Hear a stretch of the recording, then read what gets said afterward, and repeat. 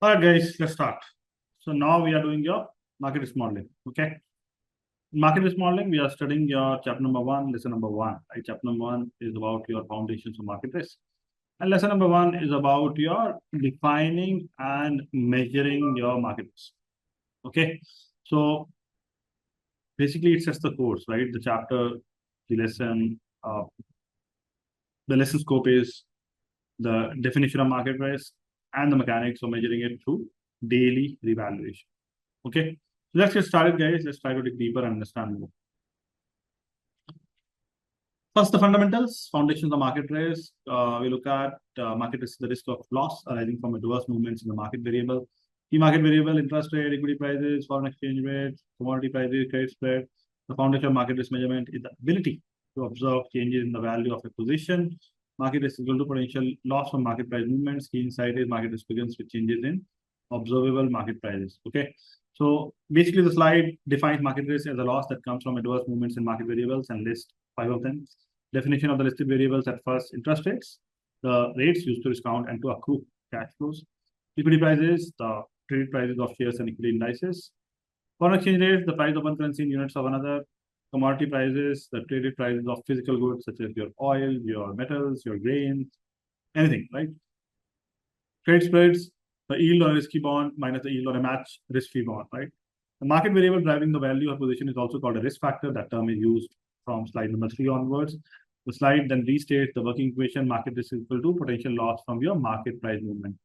Market risk equals the potential loss from the market price movement. This is a word equation, not a comparable formula. It says the object being measured is the loss amount, and the cause of the loss is the price move. It is used here to fix the direction of the whole session. Measure prices first, then value, then loss. The closing line on the slide says market risk begins with a change in observable market prices. The point to note here is that market risk is two-sided. Price moves produce gains as well as losses. The measure focuses on the loss side by convention because capital limits are set against downside. The work or the correct statement is that market risk is the uncertainty in the value change, and the loss state of that distribution is what gets quantified. One clarification I'll add here is credit spread sit on a boundary and move in a traded credit spread. The market risk and actual default or downgrade of the issuer is credit risk. The same bond carries both. Okay. With that, we move to the slide number 3, defining market risk precisely. Defining market risk precisely. What does it mean? Market risk is the possibility that the market value of position changes adversely. The change arises from movements in one or more market risk factors. Position that does not need to be sold for a loss to exist. Market risk is therefore fundamentally a change in value risk. The formula is given, the loss is quantified, risks inside is market risk concerns. Change in economic value is not merely realized cash losses. Okay, so what is happening here? The slide narrows the definition. Market risk is the possibility that the market value position move against the holder. 3 supporting points: the move comes from risk factor. A sale is not required for loss to exist. And the market risk therefore is a change in value risk. Position: an economic exposure held by investor on an institution defined formally on slide number 4, which comes next slide. Delta V equals V at time t plus 1 minus V at time t. V is the market value of the position in currency units, T is the time index. Usually a trading day. V sub T is the market value time T. Delta is the change in the quantity that follows this. Delta V is the change in the market value from one date to the next. The formula says the value change is the later value minus the earlier value. V sub T plus 1 is the value of the next date. V sub T is the value now. It is written this way because everything in market risk is measured as a difference between two valuation, not as a level. And then we have delta V less than 0, right, which is loss. Delta V less than 0 implies a loss. This sign carries the meaning, and negative value change is loss to the holder. The positive value change is a gain. Basically, it means implies. The closing line says market risk concern changes in economic value, not your realized cash losses. One clarification I'll add here is that when I say that delta V is equal to V sub T plus 1 minus V sub T is one outcome, not the risk itself. At time T, V sub T1 is unknown. Risk is the distribution of delta V over the chosen horizon. Value at risk and your expected shortfall are numbers taken from the left tail of that distribution, and adverse depends on direction. For a short position, a price rise gives delta V less than 0. The sign convention of slide 16 will handle this. Where it is used, the definition of delta V is the target variable in every market risk model, Monte Carlo methods. Similar risk factor, revalue the position and build the distribution of delta V. Then we go into next part, what is the position in the market risk? A position is an exposure to market risk factor. A position represents an economic exposure held by investor or institution. Example, long stock exposure to equity prices, bond exposure to interest rate, foreign currency, FX exposure, commodity contract, commodity price exposure, the value of position changes when its underlying risk factor changes, which is this. Key insight, a position creates exposure, market movements determine how that exposure changes in value. So a position is an economic exposure held by investor or institution. The slide lists four mapping from instrument to risk factor, long stock to equity prices, bond to interest rate, foreign currency to FX, commodity contract to commodity price. Long, basically, the holder gains when the price rise, defined properly on slide number 16. V equals f of x1, x2 up to xn. If you look at the symbols, f is the pricing function, it maps risk factor level to the position value. Xi is the ith market risk factor, such as the rate, a price, or a spread. And the number of risk factors, the position depends on I, the counting index starting from 1 to n.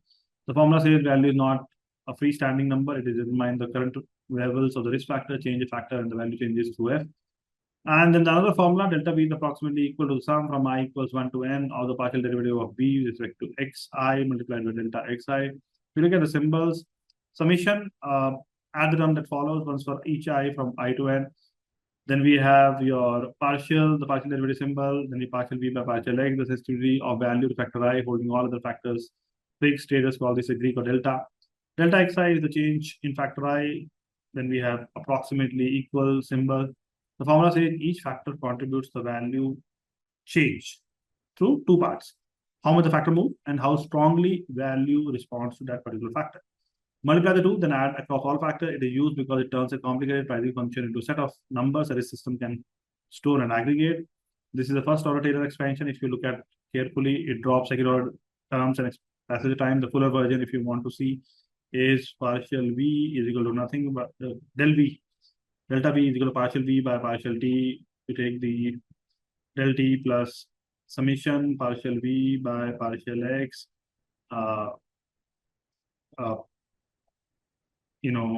Change in X, I plus half summation, it is n, I is equal to 1, j is equal to 1.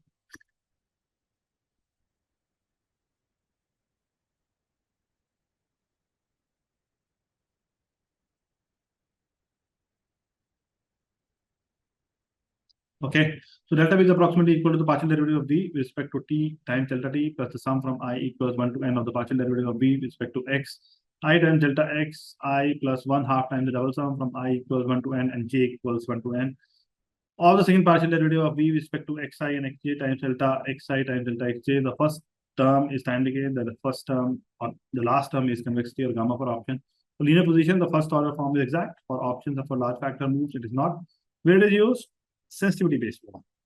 Delta H, your sensitivity based capital charge in the trading book, all run on partial V by partial xi. Okay. Then we get into next one, which is mark-to-market revaluation and daily profit and loss. Mark-to-market revaluation, daily profit and loss. Mark-to-market means valuing position using current market prices. Daily MTM measures the economic value even when the position is not sold out. Daily profit and loss captures the change in value between two valuation dates. V sub t is the current market value time t. Daily profit and loss is V sub t minus V sub t minus 1. Positive profit and loss is gain, negative profit and loss is loss. Inside MTM converts market price movements into observable daily profit and loss. So it's a simple slide, right? So mark to market means valuing a position at current market price rather than at price originally paid. Profit and loss, basically the money gained or lost over a period. Two supporting points, daily MTM measures value changes even when nothing is solved. And daily profit and loss is the value change between two valuation dates. V sub t is the current market value time t. This states the input. V sub t is not the cost, not the book figure, not a model guess. It is what the position is worth today and market prices. And then we say that profit and loss. Daily profit and loss is V sub t minus V sub t minus 1.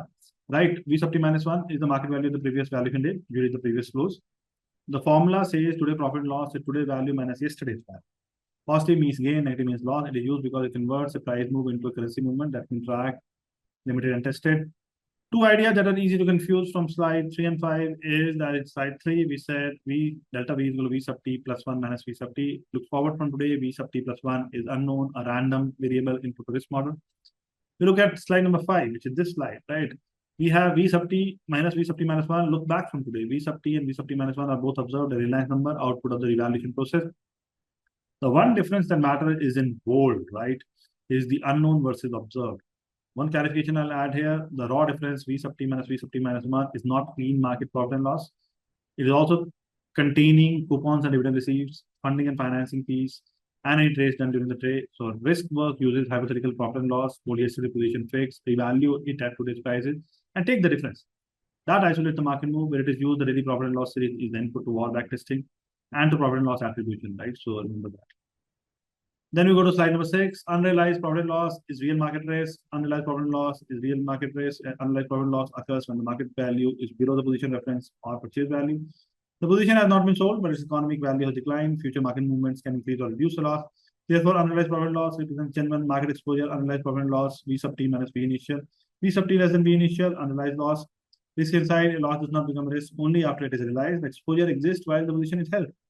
So unrealized loss means the current market value is below the position reference or purchase value and the position is still held. See supporting point, the position has not been sold out, but its value has fallen. Future moves can buy down or reverse that fall. And unrealized profit and loss is therefore real exposure, right?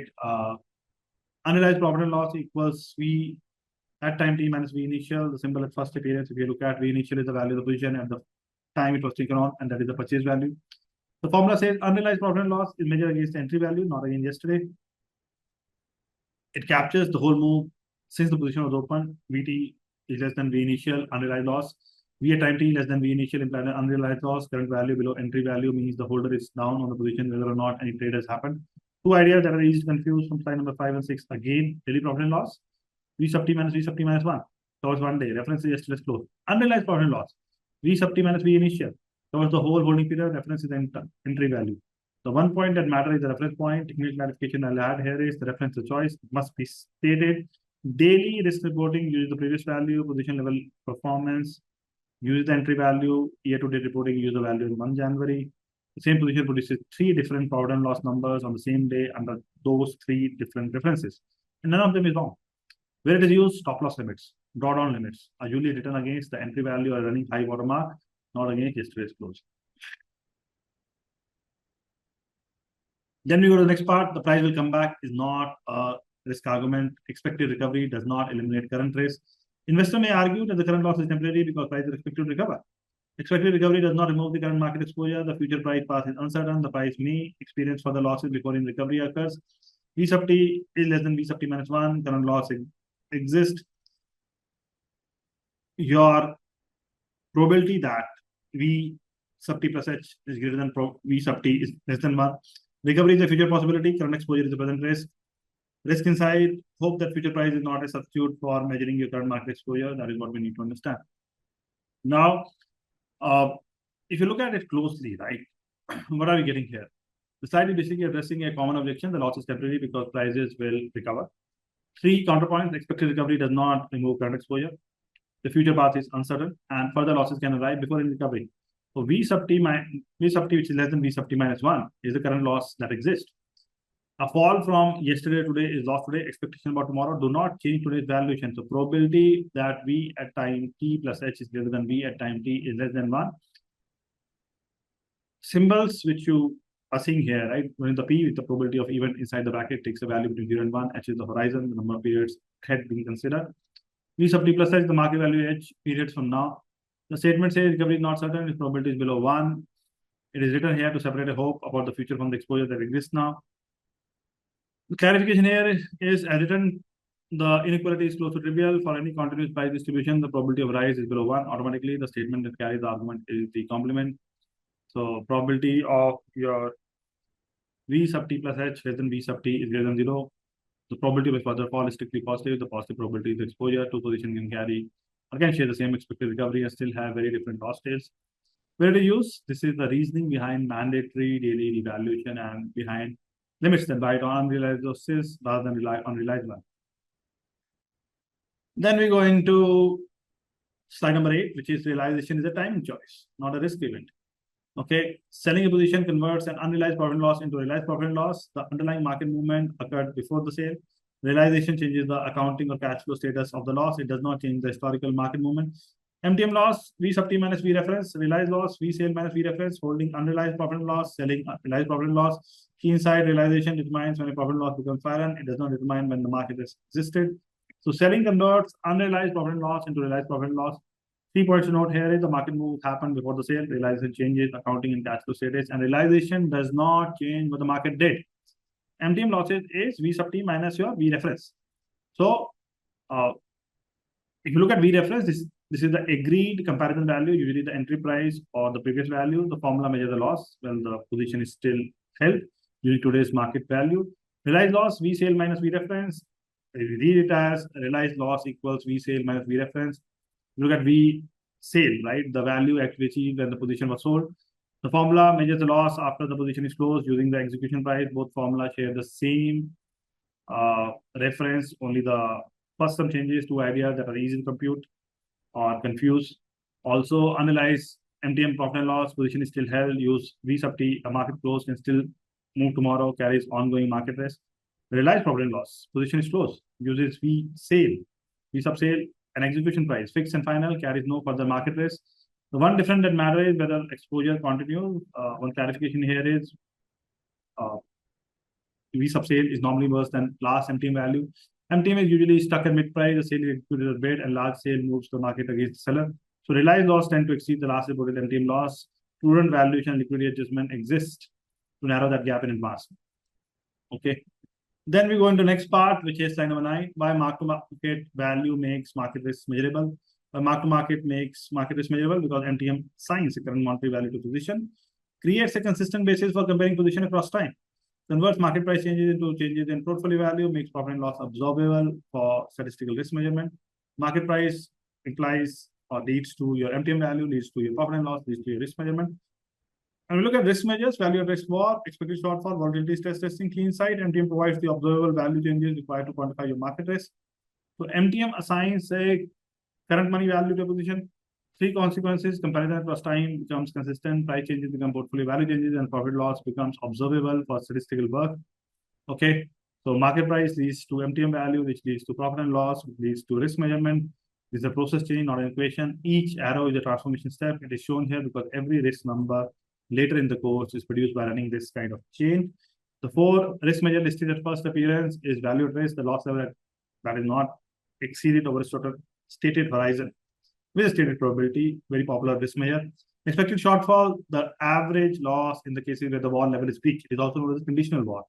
Volatility is the standard deviation of returns or of profit and loss, a measure of typical size of movement. Stress testing is revaluing the portfolio under specified severe scenarios rather than the repeated distribution. The closing line says MTM supplies the observable value changes those measures need. One clarification I'll add here is that the chain assumed prices are observable. For illiquid position, there is no traded price. And the MTM step becomes a model step called mark-to-model. Value then depends on model choice and on your calibration inputs. And the profit and loss carries model error as well as your market moves. Okay. Then we get into the next part, which is slide number 10. Mark-to-market and profit and loss. Raw materials for risk measurement. Now, risk models require a measurable history of portfolio value changes. MTM generates a time series of portfolio values, difference between consecutive values generate profit and loss observation. These observations form the foundation of statistical risk estimation.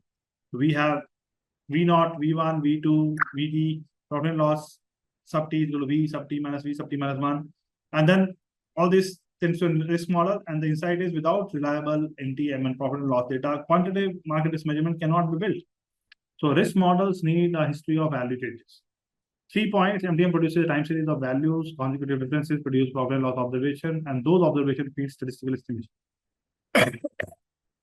So if you look at symbol at first appearance, you have T, the last digit sample. So the sample runs over T plus 1 valuation date. This is a time series of portfolio values, 1 per valuation date. Profit and loss at time equals V at time T minus V at times T minus 1. The same construction as slide 5, not written with the time script, so it can be indexed and collected. The set containing profit and loss 1, profit and loss 2, profit and loss capital T feeds into the risk model. You have collected the listed items into one sample. The line says the risk model does not consume prices directly. It consumes the sample of profit and loss observations. T plus 1 values gives profit and loss observation. A small clarification I'll add here is the profit and loss series must correspond to a fixed position to be usable. A series taken from a book that traded every day mixes your market moves with trading decisions.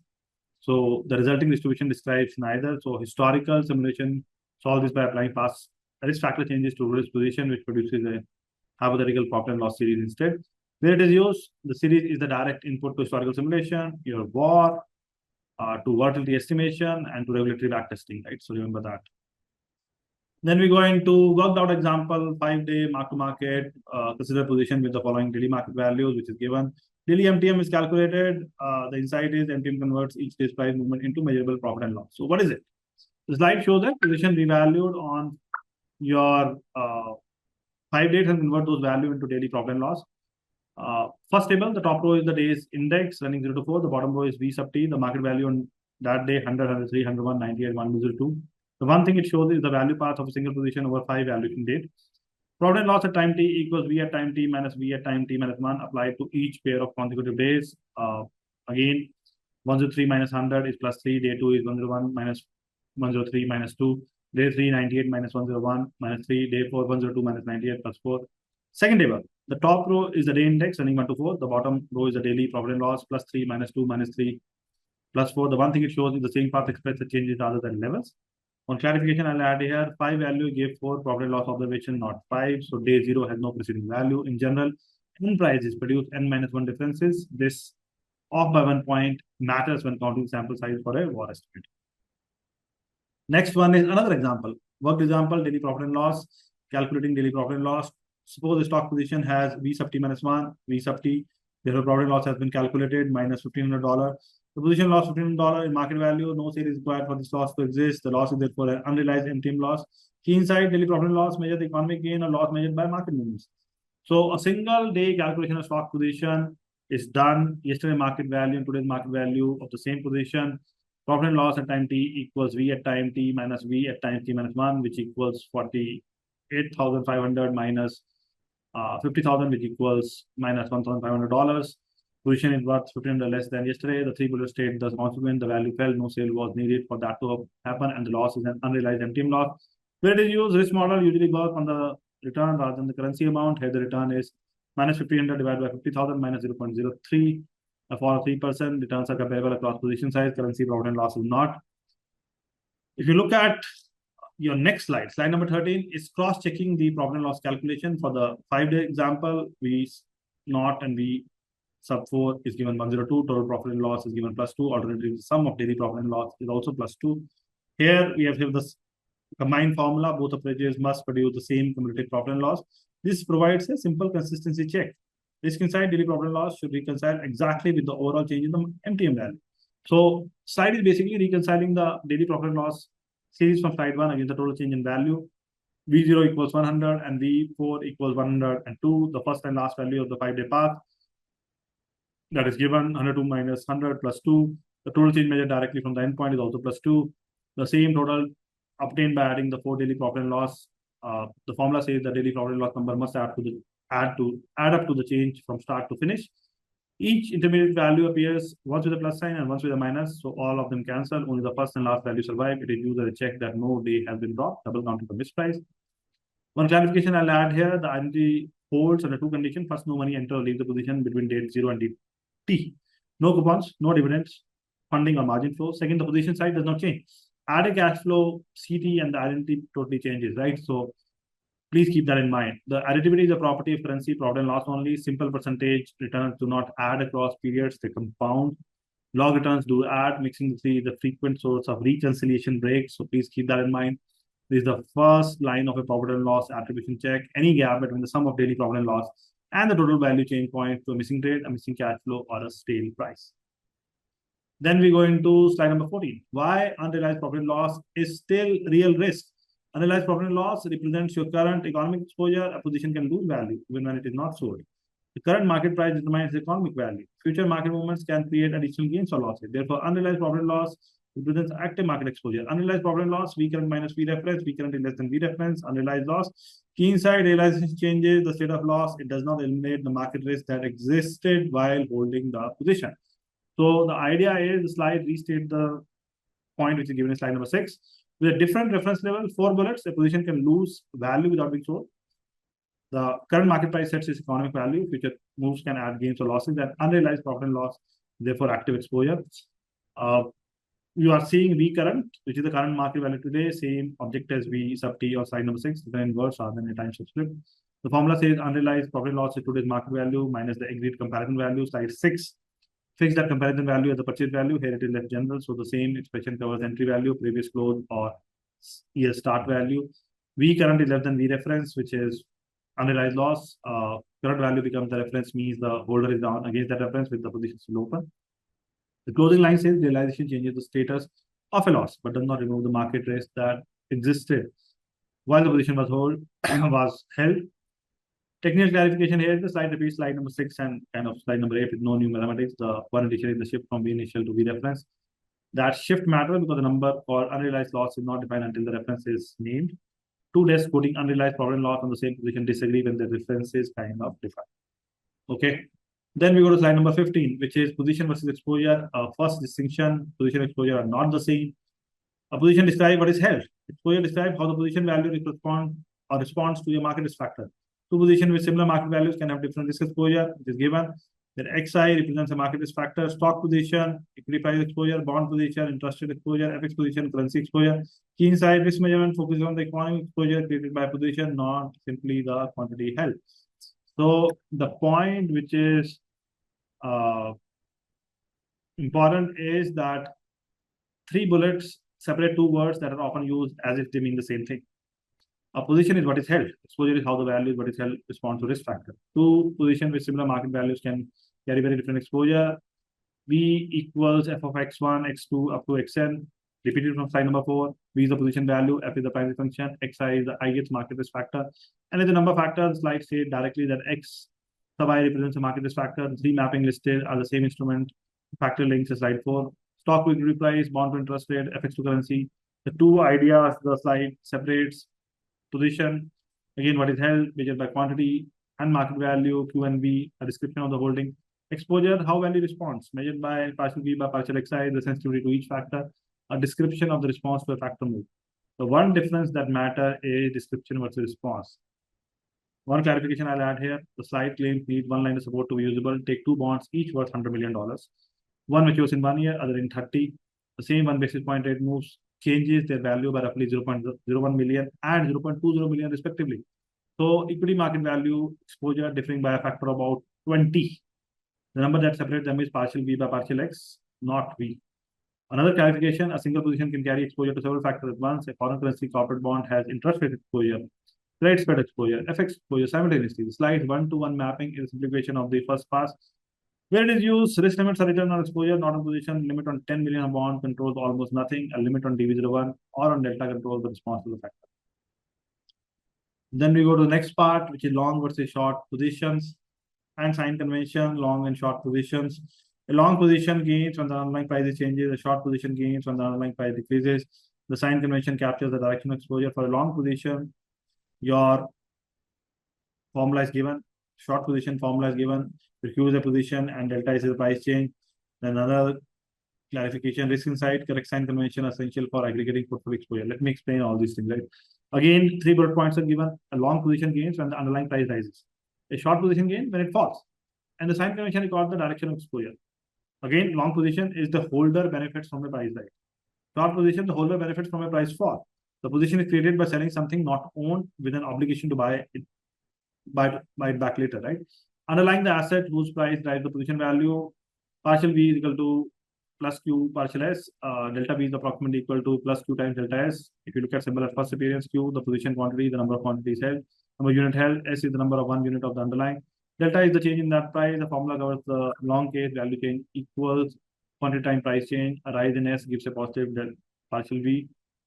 A rise in S gives a positive delta V. Q scales the exposure, and we have delta V is approximately equal to minus Q delta S. The formula covers the short case. The minus sign reverses the response. A rise in S now gives a negative delta V. For a long position, delta S rising implies delta V rising. For a short position, delta S implies delta V falling. The 2 lines are the sign convention in words. The arrow shows direction of movement, not size. The closing line says correct signs are essential when exposure are added across the portfolio. One small clarification here: the two formula or one formula, let Q carry the sign. Positive Q for long, negative Q for short. Then your delta V is almost equivalent to your Q delta S, so held in both cases. This system store sign quantities for exactly this system. Writing the minus sign separates or separately invites double counting, where the short is entered is a negative quantity and the negative formula would usually long. One small clarification: the approximate sign is doing work. Delta V is equal to Q delta S is exactly only for a position that is linear in S, such as the cash stock holding for an option. Partial V by partial S changes the S moves, and the relation holds only for small delta S. Where it is used, the sign convention is what allows long and short to be netted at portfolio level. It's the mechanical basis of hedging. A hedge is a position whose sign is opposite to the one being hedged. And then we go into slide number 17, which is notional value versus market share. Notional value is not the same as the market value. Notional value represents the reference amount underlying a financial contract. Market value represents the current economic value of the position. Notional value is useful for describing sale, but it does not directly equal economic loss. For a simple position, market value is equal to Q into P. For derivative, notional is equal to Q into contract size. Large notional not equal to automatically large market value. Leverage can create substantial exposure related to invested capital. Key insight: risk manager distinguish notional size from the actual value and sensitivity of a position. So three bullets again. Notional is the reference amount in the contract. Market value is the current economic value of the position, and notional describes scale, but is not the loss. Notional value is the reference amount written into a contract used to compute payments. Market value is the current worth of the position. Derivative is the contract whose value derives from an underlying price. Contract size is the number of units or underlying covered by one contract. Leverage exposure that is largely related to capital committed. Market value is Q into P. Again, P is the current market price per unit, same role as S on slide number 16. Formula covers a simple cash position. Quantity times current price gives current worth. That is the amount that would be received on sale before execution cost. Notional is equal to Q into contract size. Notional equals Q times contract size. The formula covers a derivative, number of contract, time unit per contract gives the underlying amount reference. Note what is absent. No market price appears. Notional does not respond to price moves. The two bullets that follow. A large notional does not automatically mean a large market value. And leverage can create large exposure related to capital. The two ideas, the side separate. What is notional? Fixed by contract terms. Market value. Set by current market prices. Notional does not move when price moves. Measure scale of the reference amount, not the amount at risk. Market value moves every day. Measure current worth, the amount being revalued. The one difference that matters is that notional is static and market value is not. We have the technical clarification. The slide gives no number and the position is hard to hold without one. A future contract can give 10 million of notional and a market value near zero at inception because no premium was paid. An interest rate swap has zero market value on trade date by construction on a notional of any size. Neither is riskless. The number that matters is neither notional nor market value, but sensitivity, partial V by partial X. Another clarification is notional is not useless. It is the right measure for gross scale for settlement amounts and for regulatory add-ons. It is the wrong measure for loss. Where it is used, reported derivatives, notional, cross market run into hundreds of trillions. The associated market values are a small fraction of that. So reading notional exposure overstate risk by orders of magnitude, ignoring it understate the scale of position that must be unbounded in a crisis. So understand it carefully. Then we get gross exposure versus net exposure, and we consider long exposure 100 million, short exposure 70 million, gross exposure 100 plus 70, net exposure 100 minus 70, 30 million, gross exposure measures total absolute exposure, net exposure measures direction exposure before after offsetting position. A low net exposure can still coexist with substantial gross risk. This insight that it can hide the scale of offsetting position, gross exposure remains important. So the slide works a two-line example, which is very, very simple to be fair. Long exposure equal 100 million, short exposure equal 70 million. Then the total value of the position that gain on a price rise and the total that gain on a price fall, 100 plus 70, 170 million. Gross exposure, longs and shorts are added by absolute size, ignoring the sign. Then net exposure, shorts are subtracted from long, so offsetting position cancel. Gross exposure, total absolute exposure, long plus short. Net exposure, directional exposure, long minus short. Netting, offsetting a long against a short. If you write it carefully, right, gross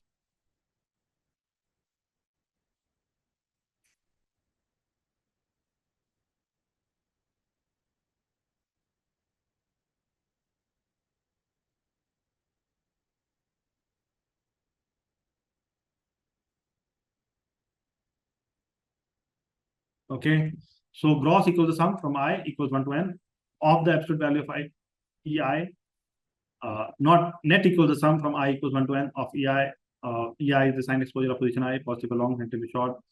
Then we know the absolute value, right? It's still the sign. The three bullets: gross measures total absolute exposure, net measures direction after offset, and a small net can sit alongside a large gross.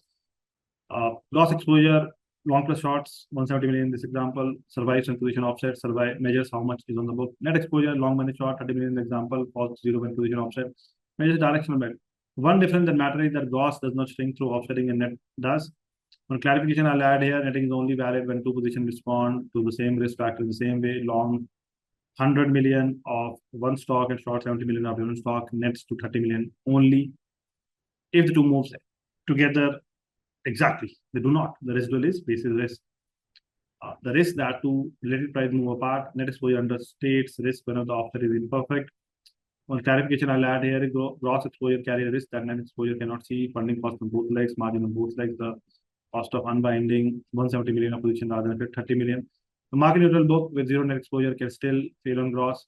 Where it is used, hedge fund reporting codes, both gross divided by capital is the standard leverage measure, not divided by capital is the standard directional measure. So then we get to slide number 19. Slide number 19 is book value versus fair value. Book value versus fair value. Look at book value reflects the accounting value recorded for the position. Fair value reflects the current price at which the position could reasonably value in the market. Market risk measurement is primarily concerned with changing the current economic value. MTM change equal to fair value T minus fair value T minus 1. Historical cost may remain unchanged. Market value can change continuously. Risk measurement therefore requires current valuation. Key insight: historical book value do not adequately capture the current market risk or market prices are moved. So three kind of bullets: book value is the accounting value recorded, fair value the price at which the position could reasonably value in the market. And market risk measurement concern changes in current economic value. Book value is the value carried in accounts. It's the original cost, sometimes cost less amortization. Fair value, the price obtained in order transaction at the measurement date.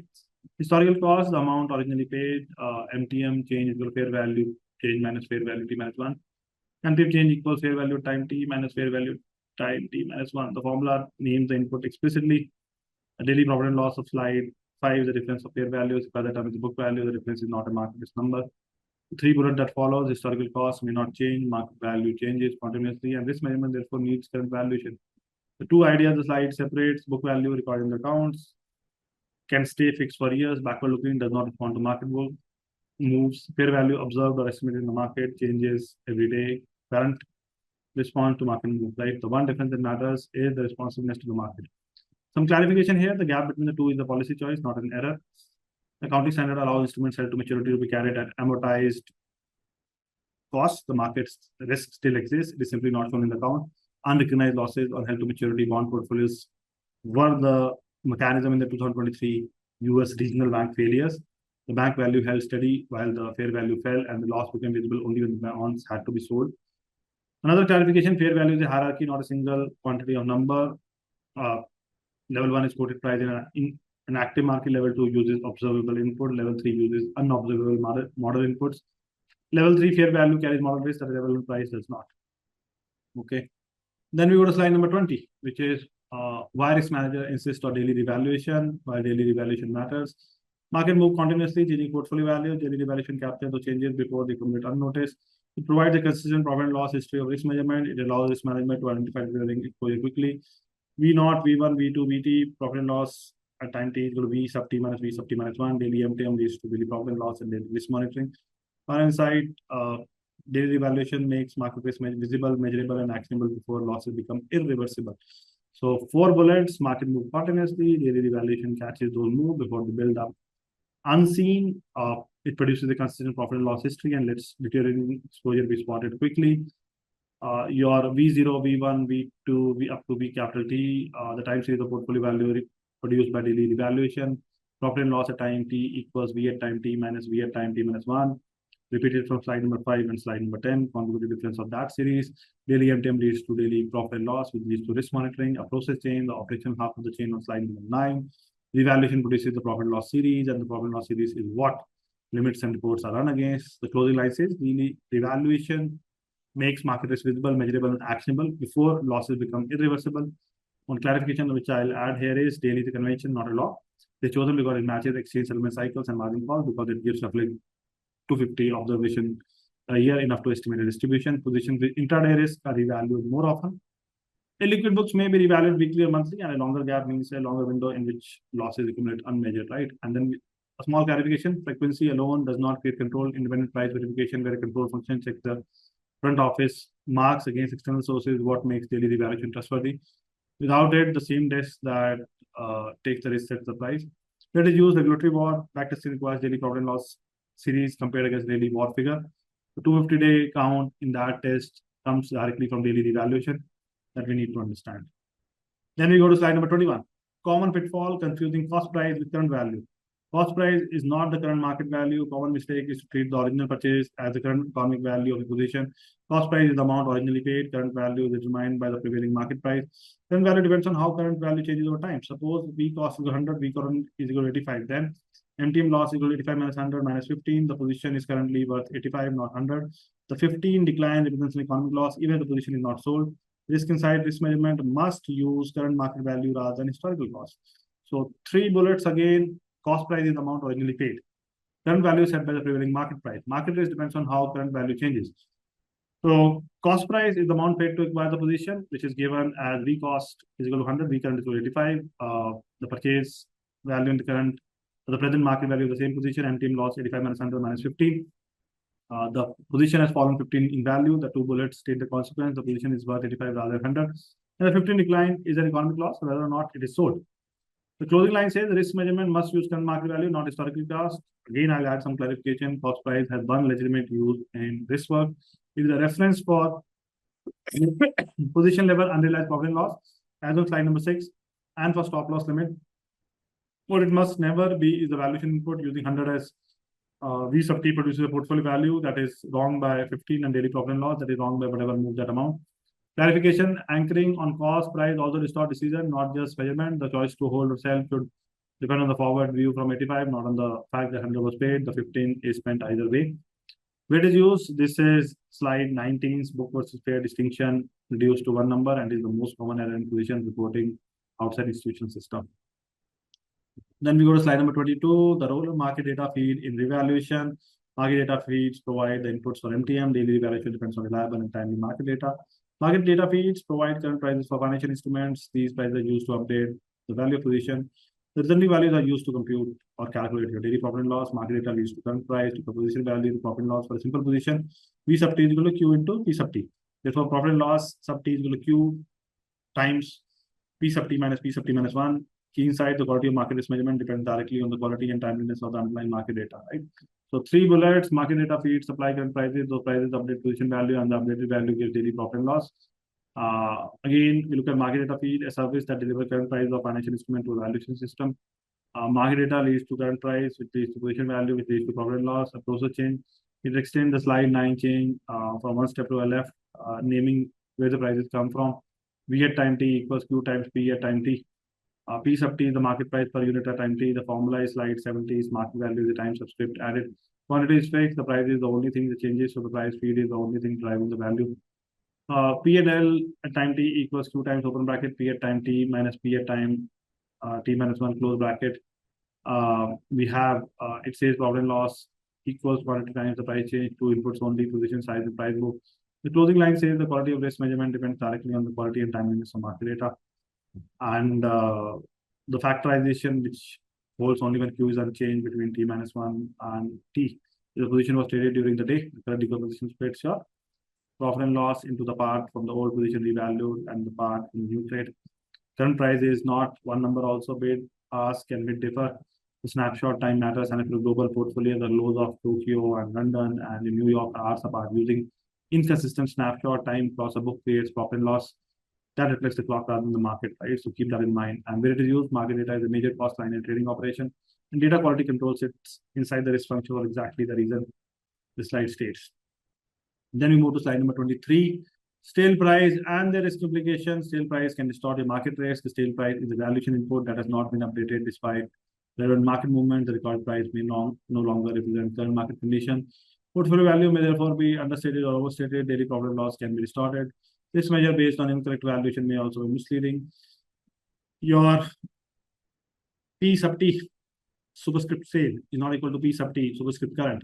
V sub T stale superscript stale is not equal to V sub T economic, right? So scale data can hide emerging losses. It will also create artificial profit and loss when the price is eventually updated. Risk insight, accurate risk measurement requires valuation that reflect current market condition. Okay. So sale price, a valuation input that has not been updated, even though the market has moved. Again, few bullet points. The recorded price may not represent current condition. Portfolio value may be understated or overstated. Daily profit and loss can be distorted, and risk measure built on wrong valuation mislead. P at time t superscript stale is not equal to P at time t superscript current. If you look at symbol at first appearance, equal to is not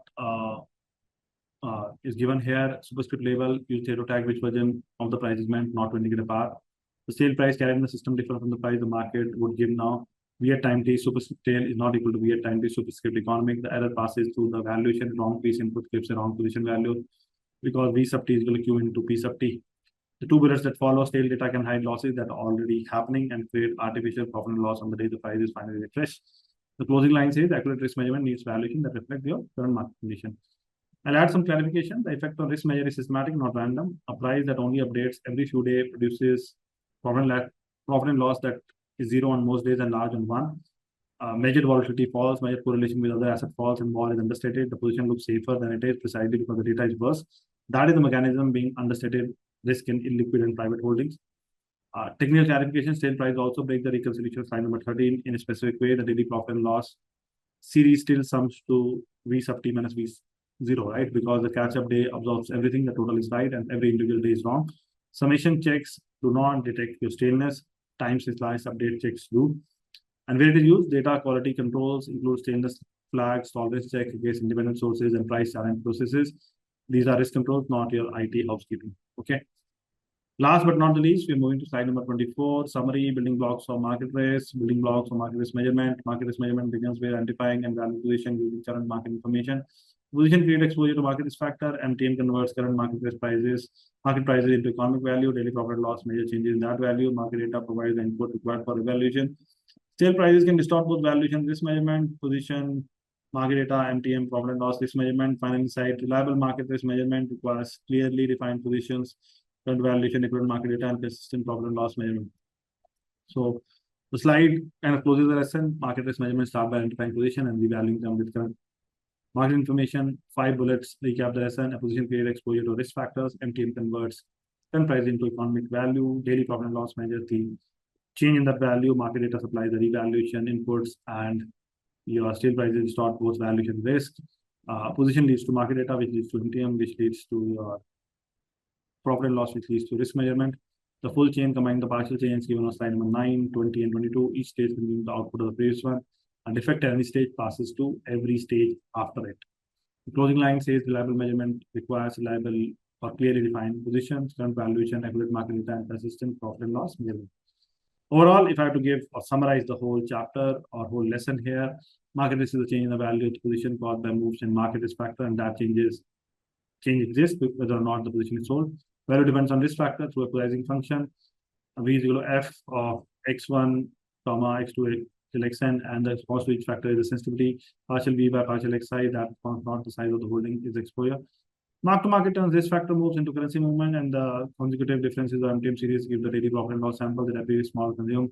Several pairs must be kept apart, unrealized against realized, notional against market value, gross against net, book against fair, and the cost price against current price. The whole chain runs on market data, so a stale or wrong price corrupts valuation, profit and loss, and every risk number built from them. 5 common mistakes which people do: treating an unrealized loss as not yet a loss, and treating an expected recovery as a reason not to measure current exposure. Using cost price or book value as the current valuation input instead of current market price. Reading notional as the amount at risk, or reading market value as the amount at risk. The amount at risk depends on sensitivity. Netting long against shorts that respond to different risk factors so that basic risk disappears from the reported number while remaining on the book. Assuming that a profit and loss series which reconciles to the total value change is therefore clean. Staleness, missing cash flows, intraday, all survive that check. Right? So remember that. Okay, that's it, guys. That's it for this lecture. I'll see you in the next lecture. Go back, revise it, at least do it twice. Once you have done it, you will totally fine. And understand it, right? It's a very basic kind of lesson. Understand the concepts, understand the formulas, understand the logic, understand how one thing leads to another, what's the implication, and how you have to have the checks and balances in the whole process to ensure that you have the correct market prices, correct loss, correct market risk measurement, right? And how this all relates to your market risk modeling in general, right? So that's what the first lesson is all about. Go back and revise it, guys, and I'll see you in the next lecture. Thank you.